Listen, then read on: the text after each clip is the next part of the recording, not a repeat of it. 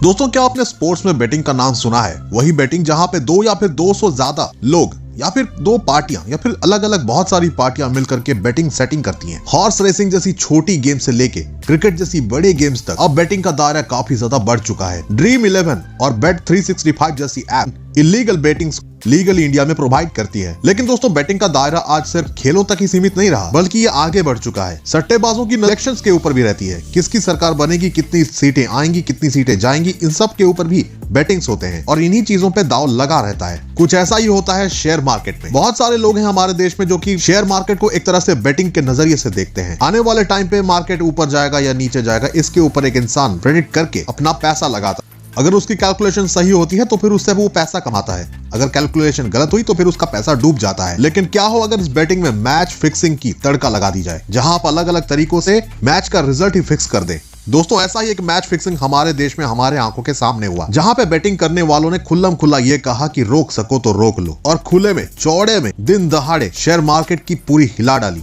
लेकिन फिर भी हमने इस फिक्सिंग को देख करके अनदेखा कर दिया। जी हाँ दोस्तों, मैं बात कर रहा हूँ शेयर मार्केट में भूचाल लाने वाली कंपनी हिंडनबर्ग रिसर्च। ये वही कंपनी है जिसकी एक रिपोर्ट से अडानी ग्रुप के 7 कंपनी के वैल्यू 125 बिलियन डॉलर से नीचे आ गए हैं। यहाँ तक कि फंडामेंटली स्ट्रॉन्ग कहे जाने वाले इंडियन शेयर मार्केट्स को भी मुंह की बल खानी पड़ी। लेकिन इन सब के बीच में ये गौर करने वाली बात है, जब इंडियन इन्वेस्टर्स खून के आंसू रो रहे थे, वहीं हिंडनबर्ग कंपनी पर्दे से पीछे अपनी जेबें भर रहा था और मालामाल हो रहा था। अब सवाल उठता है कि ऐसा आखिर हो कैसे रहा था? जानेंगे इसी वीडियो में। प्लीज वीडियो को लाइक करके चैनल को सब्सक्राइब कर दीजिए और दबा के शेयर कीजिए। हम इस वीडियो में बात करेंगे कि हिंडनबर्ग काम कैसे करती है और वो पैसे कैसे कमाती है, या फिर सिंपली भाषा में कहेंगे तो फिर हिंडनबर्ग को हम एक्सपोज करने की कोशिश करेंगे।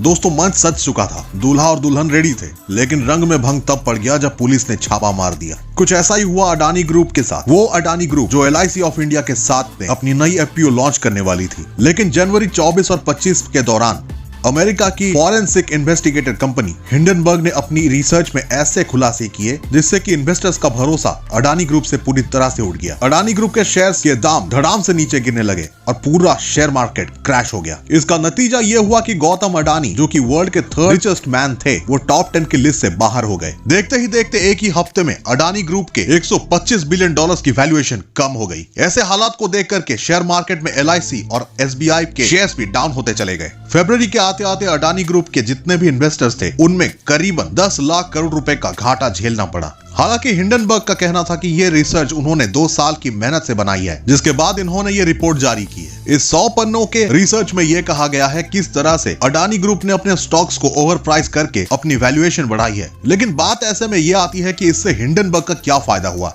देखिए, ये जो हिंडनबर्ग रिसर्च नाम की कंपनी है, ये कोई सिर्फ एक साधारण सी रिसर्च करने वाली कंपनी है ही नहीं। दोस्तों, हिंडनबर्ग रिसर्च एक शॉर्ट एक्टिविस्ट सेलर कंपनी है। देखिए, लोग स्टॉक मार्केट में इसीलिए इन्वेस्ट करते हैं क्योंकि उनको भरोसा होता है कि हम जहां पे पैसा लगा रहे हैं वो कंपनी आगे चलकर अच्छा करेगी और जिससे हमें भी पैसे मिलेंगे, हमें भी फायदा होगा, जिससे आगे चलकर हम अपने शेयर पे प्रॉफिट कमा सकते हैं। अब ये सब भी 2 तरीकों से होता है। एक प्लेयर्स होते हैं जो कि लॉन्ग टर्म में इन्वेस्टमेंट करते हैं और दूसरे होते हैं जो शॉर्ट टर्म में इन्वेस्टमेंट करते हैं। लॉन्ग टर्म वाले वो होते हैं जो अपना पैसा बड़ी देर तक कंपनी में इन्वेस्ट करके रखते हैं और अपने स्टॉक्स के वैल्यू बढ़ने तक वेट करते हैं। इसके उलट जो शॉर्ट फॉर्म में काम करते हैं वो लोग अपने शेयर्स को प्राइस बढ़ने तक ही बेच देते हैं। ये जो शॉर्ट सेलिंग की प्रैक्टिस होती है, ये मार्केट के अप एंड डाउन पर डिपेंड करती है। इसमें प्रेडिक्ट किया जाता है कि मार्केट ऊपर जाएगी या फिर नीचे आएगी, इसके ऊपर लोग प्रॉफिट अर्न करते हैं। अब इसे थोड़ा सा आसान लैंग्वेज में समझने की कोशिश करते हैं। मान लीजिए कि आप एक इन्वेस्टर हैं और आपने अपने ब्रोकर से 2000 रुपए के स्टॉक्स खरीदे हैं। अब आगे चल के आपको ये पता चला कि मार्केट जो है गिरने वाला है, तो इसीलिए आपने उसी गिरने वाले स्टॉक्स को खरीद दिया। मान लीजिए कि वो गिरे हुए प्राइसेस के 1000 रुपए हैं, तो ऐसे में आपने 1000 रुपए के 10 शेयर खरीद लिए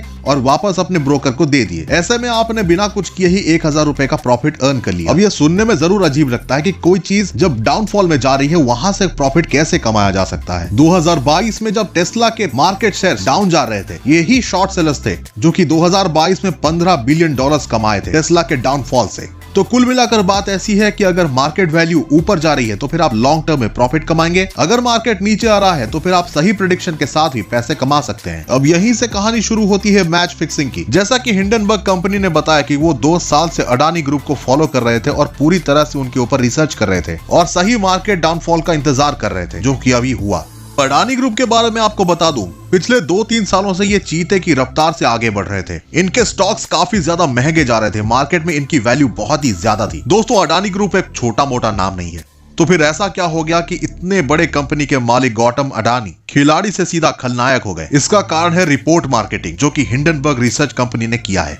अब ये जो हिंडनबर्ग रिसर्च कंपनी है, ये 2017 में बनी थी और 2021 के आते आते इन्होंने अपने पास सिर्फ 10 लोगों को ही अपनी एम्प्लॉय रखी। इतनी छोटी सी कंपनी पूरी दुनिया को मानने के लिए मजबूर कर देती है कि अडानी जैसा बड़ा ग्रुप अब डूबता हुआ सूरज बन चुका है। अगर हम हिंडनबर्ग रिसर्च के ये रिपोर्ट के बारे में देखें तो फिर इसमें सिस्टमैटिकली ऐसे वर्ड्स का यूज किया गया है जो कि काफी ज्यादा अपीलिंग है और काफी ज्यादा हानिकारक है। ये साफ पता चलता है कि इससे एक नैरेटिव बनाने के लिए कोशिश की गई है। जैसा कि इस रिपोर्ट में कहा गया है कि Adani group is pulling the largest con in corporate history. यहाँ तक कि गौतम अडानी के ऊपर भी पर्सनल एलिगेशंस लगाए हुए हैं। अडानी पे पर्सनल अटैक करके ये कहा गया है कि वैसे तो अडानी पब्लिक इंटरव्यूज में ये कहते हैं कि फ्रीडम ऑफ एक्सप्रेशन के साथ है, लेकिन जो भी उनके ऊपर क्रिटिसिज्म करे तो फिर वो उन्हें जबरदस्ती जेल में डलवा देते हैं। हिंडनबर्ग के ऐसे एलिगेशंस पढ़ के हमें यह मालूम हो जाना चाहिए कि इस कंपनी की इंटेंशंस कुछ अलग है। जो कंपनी अरबों में प्रॉफिट्स अर्न कर रही है, उसके ऊपर इस तरीके से मैनिपुलेटिव रिपोर्ट्स पैदा करना हिंडनबर्ग के मोडस ऑपरेंडी और टाइमिंग के ऊपर सवाल खड़े करते हैं। तो फिर कुल मिलाकर के बात यही है कि हिंडनबर्ग ने अपनी एक रिसर्च पैदा की है और हाईली मीडिया कवरेज की बदौलत इसे काफी ज्यादा एक्सपोजर मिला, जिससे अडानी ग्रुप के ऊपर नेगेटिव इंपैक्ट पड़ा और पूरी की पूरी कंपनी धराशायी हो गई। और हिंडनबर्ग ने अडानी ग्रुप के शेयर्स को शॉर्टिंग करके काफी ज्यादा प्रॉफिट अर्न किया। हालांकि जब हिंडनबर्ग रिसर्च के ऊपर ये सवाल उठाए गए कि आपके कंपनी में इन्वेस्टर्स आ कहां से रहे हैं, तो इसके बारे में हिंडनबर्ग रिसर्च ने कोई जवाब नहीं दिया। लेकिन मजे की बात यह है कि हिंडनबर्ग रिसर्च वाले अडानी ग्रुप से उनके इन्वेस्टर्स के बारे में सवाल पूछ रहे हैं। ये तो वही बात हो गई कि उल्टा चोर कोतवाल को डांटे।